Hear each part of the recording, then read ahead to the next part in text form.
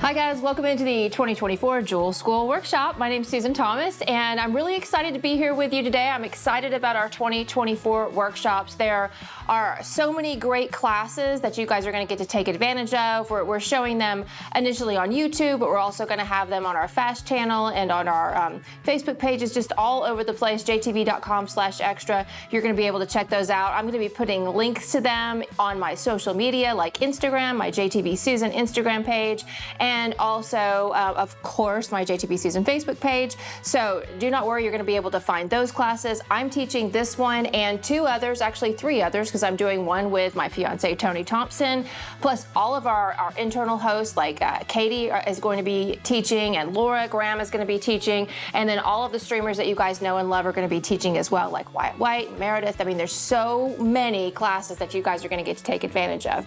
Now, today I'm going to be focusing in on this particular bangle. It's called a line bangle. And the reason I call it a line bangle is because there's a line of gemstones down the center, as you can see. So it features some of these small little gemstones. These happen to be rubies that I have in this one.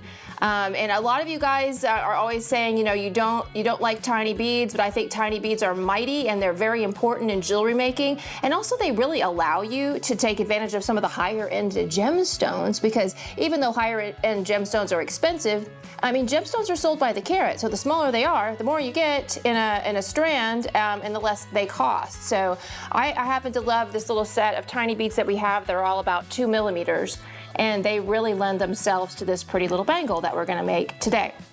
This one features rubies. I am going to be using black spinel today because I thought the contrast would be easiest for you guys to see, but you can do it in any colored gemstone that you want to, and any of these tiny little beads is gonna work perfectly.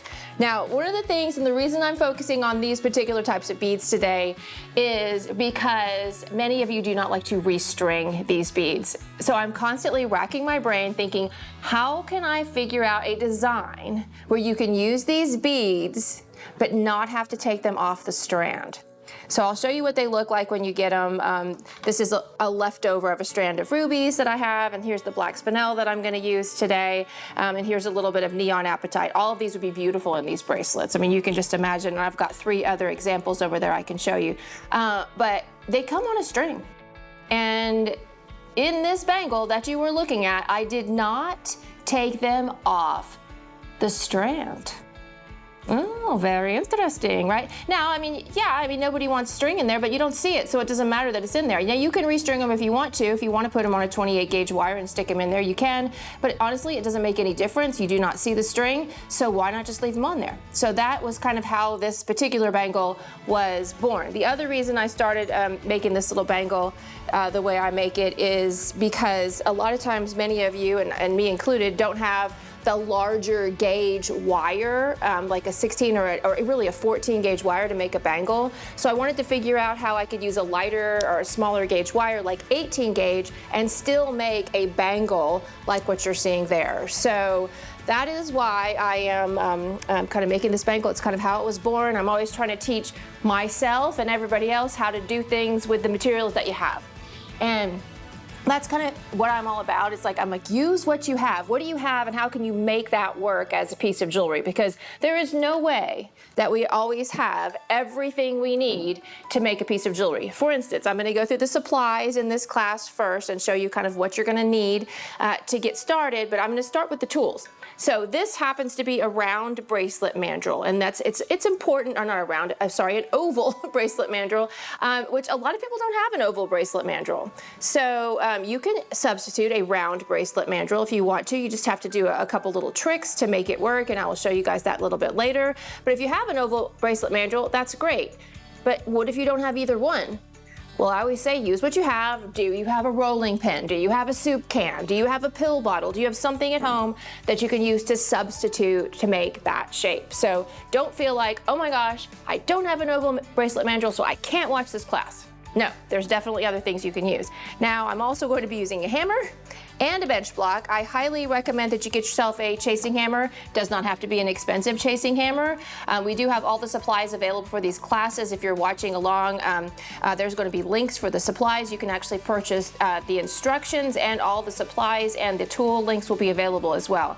But I highly recommend a good chasing hammer for anybody who does any kind of metal work. This one is not expensive. I believe it was $19, something like that on jtv.com. But it basically, there's some things about chasing hammers that I always recommend, so I'm just gonna talk to you guys just a minute about that. Especially for beginners, you don't want a chasing hammer that has a flat front. They're actually called different things. Some are called chasing, some are called planishing hammers, but you can see this one's kind of domed, which is much more forgiving than a flat-headed hammer. So I always recommend the one that has a little bit of a dome on this side, and then it's really nice to have the ball peen side on the other side, because that's kind of a great texturing device. Now, bench block, you're gonna wanna make sure you have a steel bench block. You're not gonna want one that's gonna get dents in it and grooves in it, so you really want a good steel bench block. These can be a little pricier, but I mean, you can get a good one for $30 or $40. I know we have links to this if you wanna grab one, but they are not all created equal. This one's kind of nice because it has little feet on the bottom. There's lots of different types. Just make sure it is a steel bench block. Okay, now, those are those kind of tools, and then as far as pliers are concerned, it's been one of those days for me today. I hope you guys are having a fantastic day. I hope you're enjoying these classes so far. And I hope you're learning a lot, because jewelry making is fun, and really I feel like anybody can do it if they really want to and put their mind to it. So now here's my tools that I'm going to be using today. I'm going to be using what this is basically called a chain nose plier, and it looks, you know, pretty much like most other pliers you've seen before, but it's a jeweler's plier. It does have a smooth jaw on the inside, not a rough jaw, and it is flat on the inside and pointy on the end, and that's gonna make it easy for me to pinch and grasp things as I go. I also have this plier right here. This is one of my favorite tools. I actually have it in my top 10 tools because it gives you 1, 2, 3, 4, 5, 6 different opportunities to make loops. And loops are important in jewelry making, and we're gonna make one today, and this will allow us to kind of change it up a little bit if we want to. So that's a great tool. And then this is gonna be my flesh cutter. You see it has Katie's initials on it. Don't tell her I have it. But this is my favorite flesh cutter. It's we lovingly call it Plier 61 because it's the item number here at Jewel School. But this little guy does a really good job flush cutting or flat cutting the ends of your wires so that they don't have little points on them, so they don't poke you, so they're not rough. And that's a really, really important thing in jewelry making. It's not a skill, it's a necessity. You do not want rough cut ends on your wire. It looks bad and it feels horrible. So jewelry needs to be comfortable. If you do nothing else with all your jewelry, no matter what you make, if you can make it comfortable for you, your mom, your sister, your friend, your customers to wear, you'll be going a long way. All right, so now, the only other things you're gonna need, of course, are your supplies. I showed you the beads, which I'm spilling all over the place over here, but that's okay. Not a big deal. You're also gonna need some 18 gauge wire. This is a brass wire that I'm using today. You can also use a German style. I believe I recommended in my instructions an 18 gauge German style wire, just because the German style is a half hard temper. The brass wire will also work. Copper wire works, but you have to do a little bit more hammering. So we're gonna go with the 18 gauge here, and then we're gonna go with a 28 gauge wrapping wire. So that's gonna be what we use to actually wrap those little beads inside the bracelet. Okay, so let me put those to the side like so, and I believe I have now shown you everything you need to get started. If I forgot something, I promise you I will go back to it. Now, I'm gonna be referring to my instructions. There are written instructions that go with this class. So if you're better with written instructions, you're gonna wanna make sure you pick those up. If you're fine with visual instructions, that's great. I'll just go through everything here. And then, you know what you can do, I'm just gonna see if I get this, there it goes. What you can always do is pause me. Oh, you can even mute me if you want to, but I might say something important, so I wouldn't mute me. At least not the first time. The third time you watch the class, you can mute me, okay? All right, so I got 18 gauge, 28 gauge, 2mm round beads, and the chain nose flesh cutter looping oval bracelet mandrel, hammer and bench block. So we're good with our first step. So we're going to go ahead and go on to getting started here.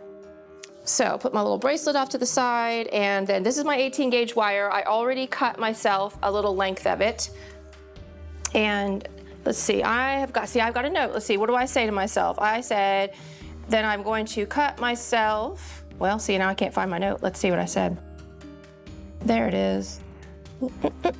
20 inches of that wire. So let's Make sure I do that right. So that's about 20 inches of the wire. You're gonna fold it in half, like so. Don't worry about it being pretty at this point. You're just gonna fold it in half along the curve. And each end doesn't have to be exactly the same because I've given you a little bit more than you need on this particular bracelet. Now we're gonna be making a medium-sized bracelet, and as we go, you're gonna have enough wire to adjust that, and I will tell you guys how to adjust for larger or smaller sizes. So then you're just gonna kind of take this, and I usually use my fingers just a little bit to pinch it down, and then you're gonna take your chain nose plier, and you're gonna give that a little squeeze here at the end until it comes together in a loop like that, or a fold like that. So I also sometimes use a flat nose plier to do that, but the chain nose plier is really nice because on the inside jaw it's a little thicker, so it's kind of like having a chain nose plier, and at the end, or excuse me, a flat nose plier, but at the end it's pointy, so you can use it to get in those tiny little places. All right, so squeeze that, and then I'm gonna put my glasses on because, you know, one of the most important things in jewelry making is being able to see. Okay, so now we're gonna do some measuring. So in order to make this bangle a medium, you're gonna make this next measurement 7 inches. So I've got my little ruler right here. I'll put it down in front of me so I can see it and you guys can see along with me. And I just kind of lay this on the ruler. And sometimes when I'm working at my own bench at home, I have a ruler kind of taped down to the bench, which really helps. If you want to make a medium-sized bangle, you're going to actually do this next bend right at 7 inches. Now, if you want to make a small bangle, you're going to go 1/4 inch smaller, so you're going to go 6 1/4 inches. If you want to make a large bangle, you're actually going to go right up to a 7 1/2. So 6 1/4 small, 7 inches is a medium, and 7 1/2 is a large. And I know that doesn't sound like it would make that big of a difference, but believe me, in a bangle, it really, really does make a difference. So I'm just kind of marking this with my fingernail right there, and I'm gonna grab my chain nose plier, and I'm actually going to bend one side of the wire across the other side. So I'm making a right angle in the wire, and can you see how I'm going across that other wire? Like that. So instead, like, it would be like, it seems like it'd be, you know, it feels right to bend it outward, but it works better if you bend it inward and kind of cross it over that wire like so. And so then this is gonna be the bangle part, and this is your wrapping wire. So you see I have a little extra here to do my wrapping and a little extra for the loop. So if you made a large bangle, you used to have plenty of wire if you cut that 20 inches of wire to start with. Now, next thing we're gonna do is we're gonna grasp this with that chain nose plier and kind of hold everything steady. So you want to get the chain nose plier right up next to the bend that you made. Just like so. And hold it. So this is going to keep this one steady. It's going to keep this from getting all discombobulated down here, and it's going to keep this one steady as well. So everything is now steady in my hand, and I'm holding it pretty tightly. I'm really giving it a good squeeze, and now I'm going to take this wire and I'm going to wrap it around the other wire. So just kind of bend, and we're going to wrap it around there. 1, 2, let me undo that just for a second. 3, 4, 5 times, and I got a little loosey-goosey there, so I'm going to squeeze it together. So this is kind of a good learning point here is if you're making something and it didn't work really well the first time, go ahead and stop, pause, and go ahead and fix it. You know, don't just keep, you know, throwing bad wire after good, or what, there's an expression, something like that, right? Good money after bad, something like that. But don't just keep going and think it's gonna fix itself. You gotta fix it right away. Wire is very interesting because it actually has a memory. And so if you put it one place, it's gonna remember that spot. It's like an elephant. It's gonna be like, nope, that's where I was last time, I'm gonna go right back there. So I always say you have to be the boss of your wire, or else the wire will be the boss of you. And a lot of you have experienced that. A lot of people say, I can't deal with wire because it's always bossing me around. It's always going where it wants to. And so sometimes if the wire just is insisting on going back in the same place, I'll just kind of put it to the side because we're having an argument, and I'll start with a new piece and just kind of start over. And then sometimes when you're like in a better mood, and I don't know what happens, but sometimes you can go back to it and it'll fix, but I don't know. It really does have a memory. So the fact that there's that little gap right there on this wire will always want to go back to having that little gap right there. So see that little guy, that little gap right there. So I'm gonna have to be pretty bossy with this to make sure that I get that squeezed together so that I'm happy with the way it looks. See that? Okay. So I wrapped that wire around there, just like shown in front of you. And let me look and see what I said next. I love my instructions, but they're kind of tiny. So I have to take a second to look at them. All right, so once we've wrapped it around, we're actually going to cut off the excess wire. Now here's where that flush cutter comes in handy. What we're gonna do is just cut this off. And if you don't know about flush cutters, guys, let me show you this right here. See how it's kind of got a little indentation on that side? If I flip it over on this side, you see it's flat. So that's what you want your cut to look like. You feel across here, it feels smooth and flat. And when you cut here, it's also going to be smooth and flat if you put the plier in the right direction. So this piece right here, that's my scrap, that's pointy. I don't want that. This piece has a flat flush cut on it. So that is the one that I want on my bracelet. Then you're gonna take your chain nose plier and you're gonna actually squeeze down this last little bit of wire into the bracelet. So now because I'm using brass today, I actually could file that. One thing that's neat about brass wire is it is actually an alloy, so it's not plated, so you can actually file the wire. So here's what the piece looks like now. It's just this long kind of doubled up piece of wire with that little end on it right there. And then it's got the little kind of coil of wire right there, and then it's got the long piece sticking out here that I'm going to use to finish off the clasp. So this is actually going to become kind of a hook and eye clasp in our piece. So I'm going to bend this piece into a right angle or a 90-degree angle, whichever you want to call it, like so. Let's see, make sure you guys can see that. So I just bent this off into a 90-degree angle, and I'm going to actually loop this into a circle.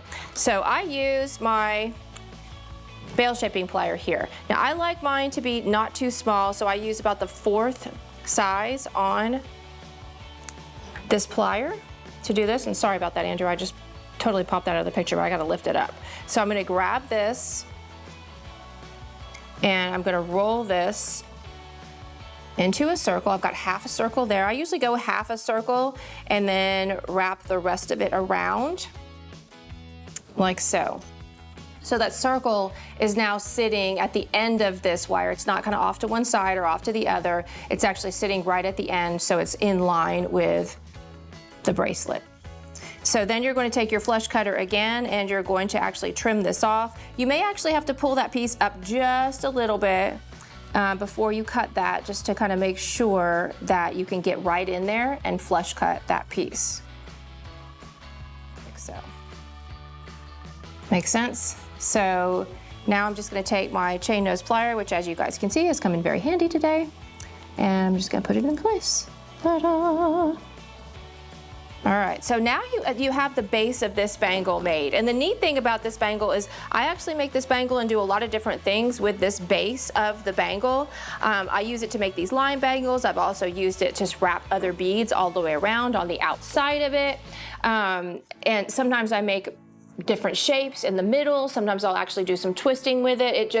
It's a really good basic thing to know so that you can make other styles of bangles. So this is a technique as much as it's a design, because this technique is going to allow you to make bangles out of this thinner gauge wire, this 18 gauge wire, which normally I would say is too thin for a bangle, but we doubled it up, so we got double the 18 gauge wire. All right, now we're going to do a little hammering, so we're going to get that bench block out. Very important on this.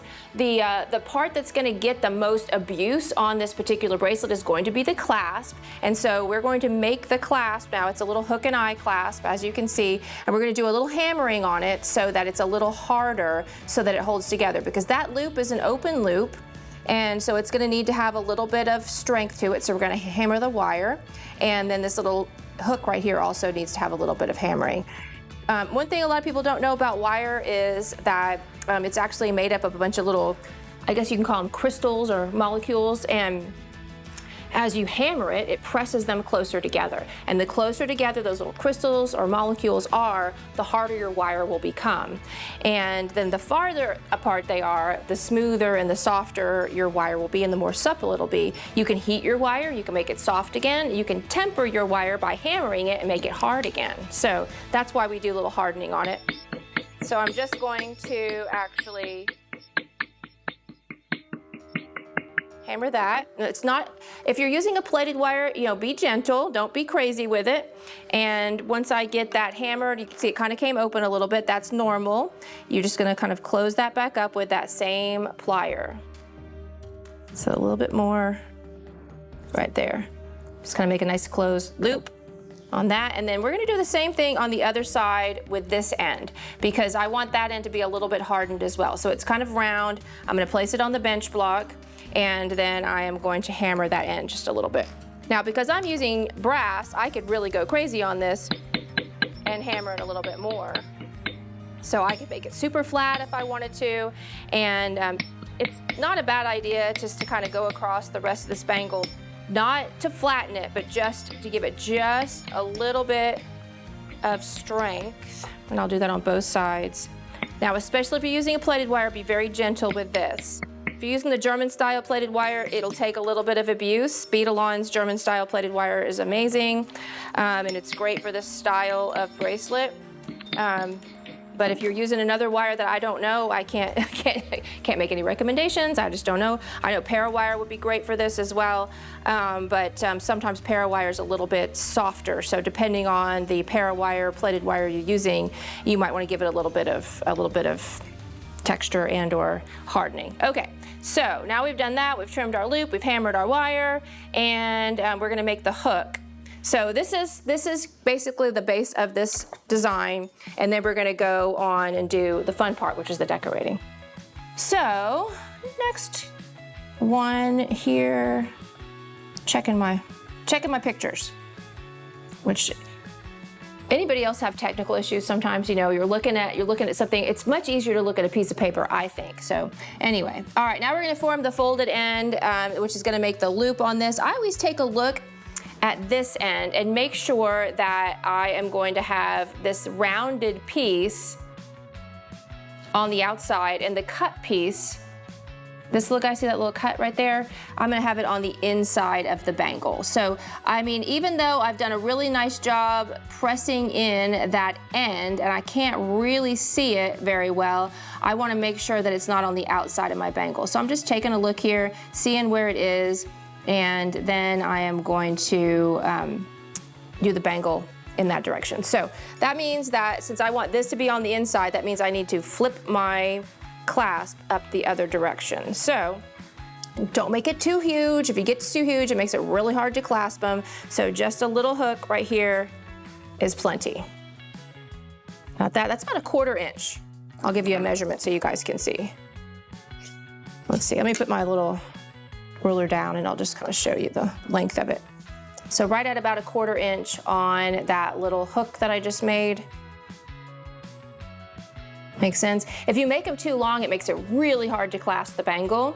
Also, if you close it up too much, it makes it hard to clasp the bangle as well. So I find a smaller little hook that's a little bit more angled out is the best hook. Okay, so now we're gonna shape this bangle up a little bit on our mandrel. So this is an oval mandrel, as you know. I think the easiest way to shape these up is gonna be with an oval mandrel. So that's what I'm gonna use today. If you only have a round mandrel, I'll give you guys some tips and tricks on that. So you're gonna want the little hook to be on the outside. So that's kind of how you decide where to place it on here. Put it right here in the middle about medium, halfway down the mandrel there, and then wrap it around like so, and everything's gonna go crazy, and you're gonna have to move it just a little bit, but we'll get that just a second. So just kind of shape it up on the mandrel first. So I'm just using my fingers to kind of shape that up. I'm actually moving it up the mandrel and overlapping. I'll show you, I'll turn it around so you can see. I'm actually overlapping a little bit just to kind of get everything so that it's gonna have some tension on it, like so. And so then I'll pull that off.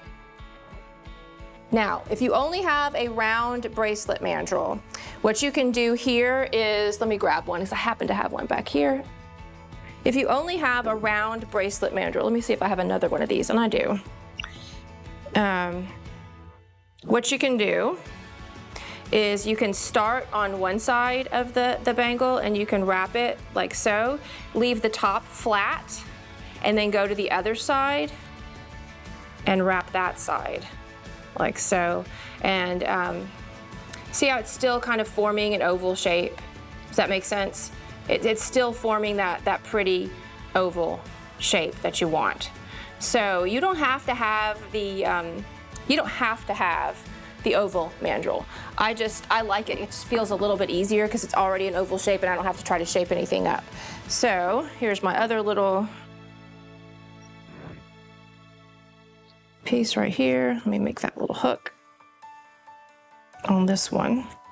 All right, so then what you want to do, you need to be checking this now. Now we're gonna have to shape these up a little bit more later, don't worry. But what you want is for that little hook. See how easy that is? To be really easy to clasp. Now on this one, this is the one I was just working on. See how everything's kind of crazy? I mean, what happened? So you're gonna have to do a little bit of work. And so if you're following along with me right now and you're like, okay, mine looks like the craziest thing ever. My hook's going sideways, the loop is going the other direction. It's okay, mine is too, see? It's all crazy. So what you're gonna do is you're gonna use that chain nose plier just to kind of shape everybody up. So use that flat inside smooth edge, and you can use your fingers a little bit as well to kind of shape this up and get everything going the right direction. Then do the same thing here. See, my loop is kind of cattywampus there. We're gonna just move him so he's in the right space. And then things are starting to look a little bit better. And if your wires are overlapping just a little bit, then you're gonna wanna just kind of take your chain nose plier and kind of work it a little bit so that the wires are not overlapping. Take your fingers around, check it out, take a look at it. And that'll kind of correct itself just a little bit when you put the beads inside as well. But see how just working that with the chain nose plier, see how much more smooth and pretty it looks. And you can put it back onto your mandrel if you want to, and maybe you don't want to do any more hammering because, oh my gosh, you know, you feel like you've gotten too much hammering going on. You could either hit it really lightly with your chasing hammer, like so, or you can take a rawhide mallet or a rubber mallet and you can use that to hit it a little bit harder, and that will kind of keep you from forming and or enlarging your bangle, but it will also still shape it up a little bit and harden it a little bit. So I'm just gonna hit it very, very lightly just to kind of shape it up just a little bit. So there's that one. And I'll do the same thing with this one because this is the one I'm gonna switch over to here. So very, very, very lightly, kind of shaping it up on that mandrel. And if you're doing that on the round mandrel, then what you wanna do is kind of concentrate on the sides of the bangle and not on that top part.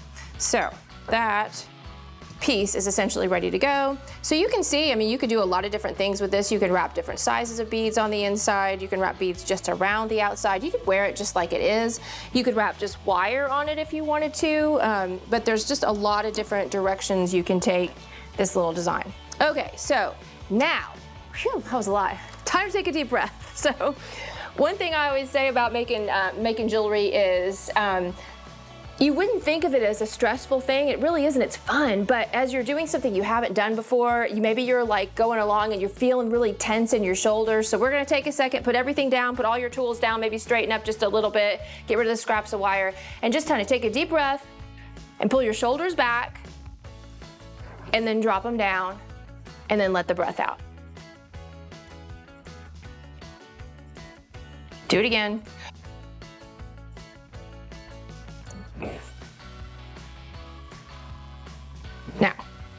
I know that's silly, but do you feel better? I mean, I do. Okay, so we've got these little beads. This is my little, I'm using the black spinel 2mm round faceted beads on this today because I thought that the contrast would be the easiest to see between the gold and the black beads. Of course, you can use labradorite, you can use rubies, you can use tourmaline, you can use amethyst, you can use whatever you want to, but this is gonna look really, really nice, very elegant. And so what I do is I take these strands, they're about 15 to 16 inches. I usually can make 2 of these bangles out of one of the strands. So I'll just cut it right in half. So I've got about 8 inches on, or 6 to 8 inches on one side, about the same on the other side. And then I'm going to measure out about 4 inches of bead. So I'm just gonna take this and put it on my bracelet, I mean not my bracelet, on my ruler here, and just measure out about 4 inches of beads. I've got a couple extras, but that's always good. And then I'm just going to take off the excess beads. Now, you're like, what are you gonna do with those excess beads, Susan? Well, I'm gonna put them in a triangle tray and I'm gonna use them for other projects. So I can always use a little piece of black spinel someplace. So I'm just gonna put them in my little triangle tray and I will save those in a bin someplace later that I can use for other projects. So those go to the side, like so. And then this piece right here, I usually keep the other end like that in a baggie with it open on the end so I can pull that back out and use for the next bangle. All right, so then you're gonna wanna knot the end of the beads because you don't want these beads to come back off the strings. We're not gonna be restringing this. We're gonna be leaving it on there, but I don't want the beads coming off the end of the string. So what you're gonna do is these little strings come, they're actually divided on these strands, so you can actually open them up and tie them if you want to, or you can do it, if they're not opened up like this, you can actually do an overhand knot, which is fine. I find it a little easier and more secure to do it this way because I think it's easier to get the knot up closer to the beads. So I'm just gonna tie that one time and then tie it again like so, and then give it one more time just for good measure. And I'm not even gonna cut the extra string off right now. I'll cut it off later. So if it's too much string, you can cut a little bit off. I'll just do that. Just a little bit of it, just so there's not so much string kind of running around there, like so. Now that's your 4 inches of bangles, and you just want to take it on here, just center it up on your bangle just to kind of get the center of that piece and find the center of your bangle, open it up, pop it in there, and just take a look and make sure it looks like it's going to be kind of evenly placed on your bangle, like so. Now you can't really get it exactly done right now, but you can just kind of see, okay, yeah, that's gonna come about to the side there, and I feel like it's gonna come about to the side on that side, and that looks even. So I'm just gonna move it a little bit farther that way, and yeah, that looks good. So that means I'm gonna be starting about right here. And if you want to be able to put it down, that's what I like to do, is I just kind of then, now that I've kind of visually decided where this is gonna be, I just take a little measurement from the coil to the spot where I'm going to be starting, and that's about 1 inch. And so now I know that's exactly where I want to start, because you want to do it measuring like this because you might have a little longer piece of beads. Maybe you have one that's 4.5 inches. Maybe you're using a larger bangle. I'm doing the medium size. This measurement's going to change depending on A, the size of the bangle, and B, if you used a few more or a few less beads in your piece. So I have 4 inches and a medium bangle, so mine's going to be about 1 inch. So if you're doing 4 inches in a medium bangle, yours will be as well. Okay, so now 28 gauge wire, everybody's nemesis, right? It's that very, very tiny 0.3mm wire that just works so great for so many things. But everybody's like, what's like hair, Susan? Well, I know, but it's one of my favorites. So we're gonna pull some of this wire, and let me make sure I pull the right amount here. Let's see here. Back to my notes. We're going to pull about 3.5 feet of this wire. So that's important because you do not want to run out of this wire. That means you'll have an extra cut on your bracelet, which is another place they can get hooked or stuck on somebody's clothes or poke somebody in the arm, and we don't want that. So 1, 2, 3. And this wire is inexpensive, so if you want to pull 4 feet, pull 4 feet. I mean, you're better off not running out of wire. Now, I know it's a lot of long, skinny wire to deal with, but if you'll kind of continually work your wire, if you see I'm kind of just running my hands down this wire as you go, you'll keep it from getting tangled. All right, so what we're gonna do, we go to our little measurement that we made. We figured out about 1 inch from here to here. You could remeasure if you want to. I'm not a big measurer, so I don't usually do that, but I will do it just because I'm teaching you guys a class. Okay, so I'm measuring and I'm finding my spot where, let's see, where are we going? There we are. Trying to find the camera. So about an inch of wire, and you're gonna secure your 28 gauge wire right here. Now I'm gonna leave myself about a 4-inch tail. And the reason I'm doing that is because I'm just gonna secure the wire right now. I am not going to finish this segment of the bracelet. I'm gonna come back and finish it later. All right, so like I said, don't worry about that first wire. If you wrapped it too tight, unwrap it a couple times, because you got to get these beads pressed up inside the two sides of the bangle. We've got lots of extra wire here on the end, so you're going to be able to fix it at the end. So it's more about securing it than it is making it look pretty at this point. So we're just going to press the beads up into the bangle, and then you're going to start wrapping between each bead. So you're going to go over both sides of the bangle and wrap between two beads. And I'm gonna move my little thumb out of the way so you can just barely see that. Don't worry about anything as far as the looks of the end of it, because that's gonna be fixed later. I'm gonna wrap between the next two beads like so and bring it around. Then I'm gonna move my fingers up. Let me get my wire out here first so I don't make a mess with it. I'm gonna move this up, my fingers up, just like so, and continue wrapping between each bead. So next beads, press under. I'm gonna pull my wire through, like so, and then continue pressing and wrap between the next two beads, like so. So let me kind of show you where I am. Let me pull that wire through now that I've got it secured. The first 4 wraps are gonna be your hardest wraps. But you can see how it's kind of starting to look almost like there's lines going back and forth across your bangle, and then there's also the line of beads going through. So it kind of gives a really nice linear look. Now, as you kind of go, you can work with your little pieces if you want to fix your wraps as you go, or you can go back at the end and kind of tighten them up or fix them up where you want them. Because as this goes, it's gonna start shaping up and getting more secure. So I'm just gonna kind of keep on going here, and we're gonna keep wrapping. Use the beads as your guide and make sure that they are pressed up into the bangle as you go. You want to have them between the two sizes and slightly sticking up as opposed to underneath or on top of those wires. So every time I'm pulling this wire through, I'm pulling almost all the way to the end to make sure that I don't get any tangles, and I'm pressing up from underneath with my fingers, and I'm also kind of checking myself with my thumbnail as I go across. So you can kind of see I'm starting to get a nice little look right there, and then just kind of continuing on. So the beads may seem like they're small, but you didn't have to string them, which is really, really nice. And so we're just kind of wrapping them as we go. And that wire, or not that wire, that cord doesn't ever really become an element in the design. Now, I'm gonna show you something that just happened to me so that you guys don't get stressed out, because this is the stressful part because it is tiny wire. Okay, look what happened. So as I was pulling it through, I got a little loop in my wire. See that little loop right there? Now this is very important. Before trying to wrap again, I need to undo this loop. So what I'm gonna do is I'm gonna press that loop open, just like so, and then I'm gonna pull on the wire, and I'm gonna straighten that back out. Remember what I told you about wire having a memory? It will remember that little spot. If you're gonna have a problem, it's gonna be in that spot right there. So I need to straighten it out now, basically being the boss of my wire, so it's not the boss of me. All right, now see, I tried to do it again, little guy, so I'm just gonna undo him and wrap him out. Okay, so the shorter the wire gets, the easier this part's gonna be. So we're just gonna kind of keep on wrapping, and you're gonna go a little faster as you go, but the first, the first couple inches, you just take your time. Do not get excited. Don't think about other things. Don't decide what you're having for dinner tonight. This is all about you and the beads and the wire. So I'm just gonna kind of keep on wrapping here, and I'm pulling through. It's not hard. It just needs to be done with precision and with patience. How many of you guys are patient? I know. Me either. I am not a patient person. Although when this works up, it looks so pretty, it's totally worth it.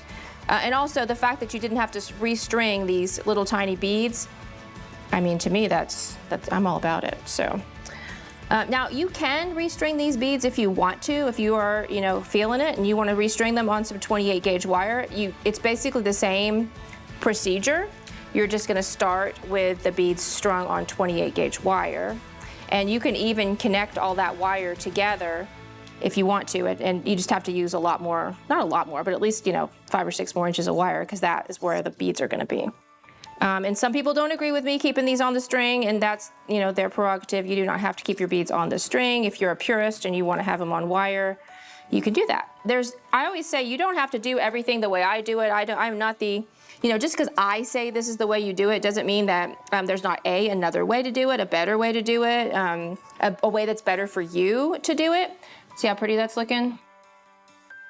This is just something, and it kind of was born of not wanting to have to restring these every single time, or a lot of people that I know not wanting to have to restring them. So as you go, just make sure you're continuing to compress those beads between the two sides of the bangle. It's very important. Now adding these beads in here they're actually going to add structure to this bangle and make it a little bit sturdier.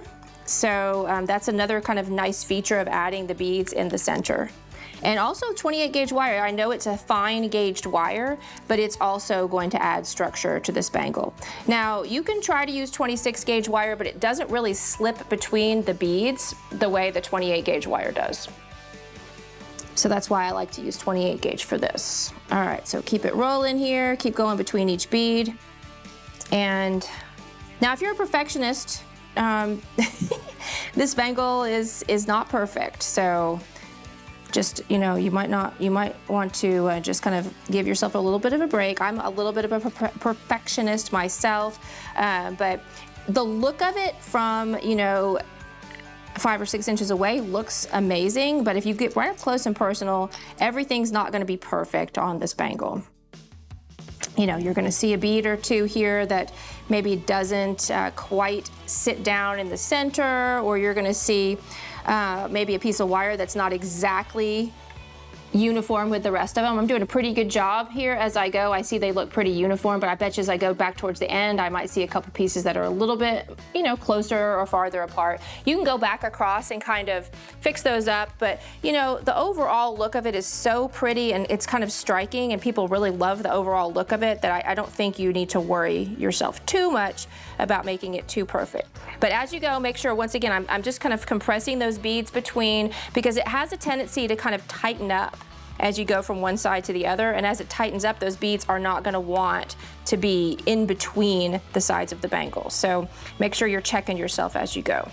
So we're going to keep going. We're going to go all the way to the end of this bangle. Oops, see what happened just there? Even though I'm getting less and less wire, and it's getting easier and easier as I go, I still got that little loop in my wire. So I'm going to stop, fix that, and then continue. All right, so I'm going to keep going, pulling, and going. So I pulled myself about 5 or 6 inches extra of wire, so I have a little bit more. I definitely think the 3.5 would have been plenty, but I never want to run out of wire when I'm teaching somebody how to do something. So I did just a little bit of overkill.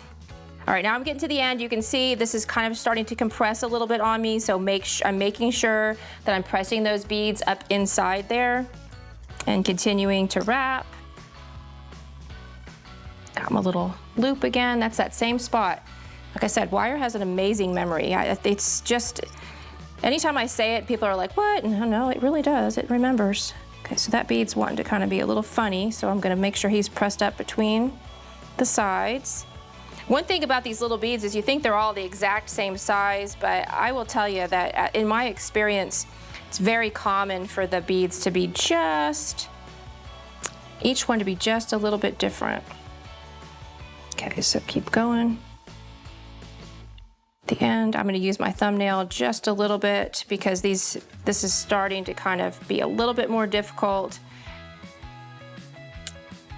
to keep those beads, and I've got just a little bit of a gap in my cord. So let me tie another knot there so that it stops doing its little craziness that I think it's doing. I might have unknotted it somehow. Don't ask me how, but we'll just tie that back. There we go. So I'm not getting any space between my beads. And I'm pressing down, wrapping.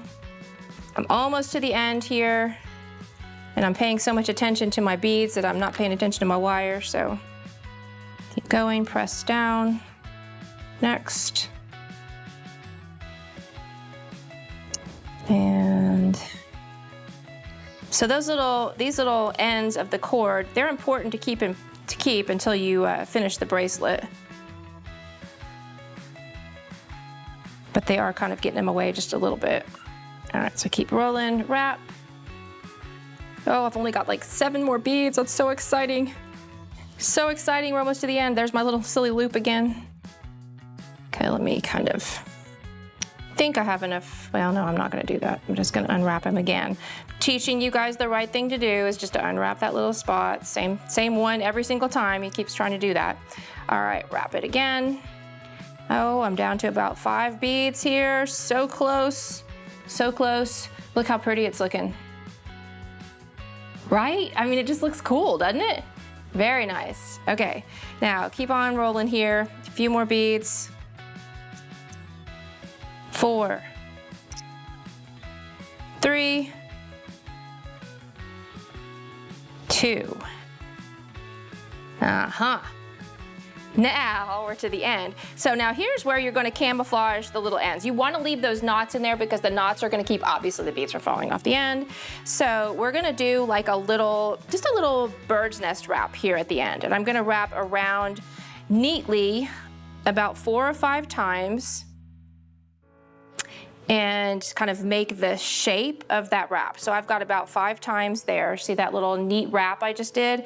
And then I'm going to clip off these cords. I want them covered up, but I don't want them too short. So you can clip those off. You can also put a little glue on that knot. I should have said that at the beginning. You can put a little glue on that knot to make sure it stays knotted. I was gonna say I've never had one come unknotted, but you saw me have one come unknotted just a minute ago, so that would not be an accurate statement. All right, then do a couple more wraps to cover up that end, and then I'm just going to, you can leave it neat if you want to, but I kind of like the bird's nest look, so I'm gonna wrap it around a few more times. And you can see I did end up with about 5 or 6 extra inches of wire, which I'm gonna trim off now because I can. There we go. And just kind of finish this off like so, and come to the end, and then I'm gonna wrap 2 times around just one side of the bangle to secure it, and then trim it off on the inside of the bangle and use your chain nose plier to press that little baby down. Make sure you can't feel it. And that side is done. And now you're gonna go back to the other side where you started. And I usually unwrap what I did at the beginning because I just find that it's kind of gotten all messed up as I've worked on it. So I'm just gonna unwrap my little starter wire, and I'm gonna adjust my little cords, make sure they're kind of coming up in the center. So yeah, they're kind of coming out of the center of those 2 pieces. That's a good spot for them. And then I'm gonna do the exact same thing on this side. I'm gonna wrap it around a few times and then clip off the extra wire or the extra cord, get my little fingers around it, like so. So that's hidden. And then we're gonna do that little bird's nest wrap here. Just, you wanna make sure you cover up the cord and then finish it off with 2 wraps around one side. You don't have to do the 2 wraps around one side. I've decided that's what I want to do today. You can just finish it right onto the bird's nest wrap if you want to, but for some reason I'm feeling that this wire is wanting to spring back on me a little bit, and that just makes me realize I need to do a little bit more securing. There we go. And then underneath, you're going to clip off using that really good flush cutter. This is where a flush cutter really, you don't think a flush cutter makes as big of a difference on a small wire, but I think it makes more of a difference on a small wire. And then just kind of press that in like so, and then your bangle, see that guy, is done, and you're gonna check your hook, and I can see how it's all kind of, he's out of shape. Poor little guy, he's got some issues. So we're gonna go back to our mandrel, and I'll turn it this way so you guys can see it. I'm using the oval one again, and I'm just going to kind of shape that up and make sure that my little hook works well. If you put the hook on there and then just kind of shape it up a little bit, that really kind of helps. So like so, and then just check your hook and make sure it's easy to use. And that is super easy, like so. Now if you're using the round bracelet mandrel, what you can do is, once again, kind of shape the sides. So here's my round bracelet mandrel. Just kind of work on the sides a little bit, and same thing on the other sides. And you're always gonna want to leave that top part a little bit flatter. That's basically the difference between a round and an oval mandrel, is that it's gonna be a little flatter along the top if you're using that oval mandrel. Okay, so essentially, I believe we've done it. I believe we've made a bangle. And so they're really cool. You always wanna make sure it has a little bit of space or tension in the wire between the two sides, so that when you hook it, it actually kind of pulls back against the side, like so, so that when you put it on, you've got a little space to put it on, but then when you hook it on the other side, it easily hooks. See how I kind of easily hooked it all by myself, no problems, right there, and that tension kind of holds it in place. And that's kind of what it looks like. Really pretty, right? Different, fun, very elegant in the black spinel. I like the black spinel look with the gold. Dun, dun, dun. And you could do different colors. Look, I got some ruby. Who wouldn't want to have a ruby line bangle and a black spinel line? I mean, why would you not want that? I just don't even know. But they don't, you know, they don't work up really fast, but really overall, I mean, I got this done while teaching you guys in an hour. So I think once you kind of get the hang of it and you're doing these kind of over and over and over again, you probably could make this in about a half an hour. And I think that's totally reasonable for a ruby or a black spinel or an amethyst line bangle. Or I've got a kyanite one there, which I think is really fun. But you know, really just a cute little bangle that you can actually make with 18 gauge wire. So if you don't have the 16 or the 14 or the larger gauges of wire and you really want to make bangles, now you can. So I hope you guys enjoyed that. I hope you enjoy all of our classes here at the Jewel School Workshop. This year we're doing lots and lots of, really I feel like we're doing more workshops than ever. They're going to be available here on YouTube. You're also going to be able to watch them on other mediums like jtv.com/extra. I will be providing links to them on my Facebook page. That's JTV Susan. I would love to have you join me there. Or my Instagram page, which is also JTV Susan. And then I do I've got a page, or actually a group, called The Circle with Susan Thomas. And if you guys follow me on The Circle with Susan Thomas, that particular group is all about you. So what I want to see on that page is what you've done. We do a challenge every week where I give you guys just an inspiration, and you guys all then present me with your creations based on that inspiration. And then we gather together every Monday at 1 o'clock, and we got to go through what everybody submitted. And usually about 30 people submit something, and it's not all the same people every single week, but a lot of people are regulars. Some people just kind of drop in every once in a while. Some people just watch. Just to get inspired, but it's a really fun time. And I know I'm going to do some themes based on these workshops coming up here in October and November. So if you've learned how to do these projects, I would love to see you there. I don't think I have anything else to share with you guys today, but I really hope you've enjoyed the class. And I'm going to see you guys again on Jewel School. Don't forget, every Sunday at 8 a.m., every Monday at 10, and every Tuesday at 10. It's live with Jewel School. Susan Thomas. Have a great day.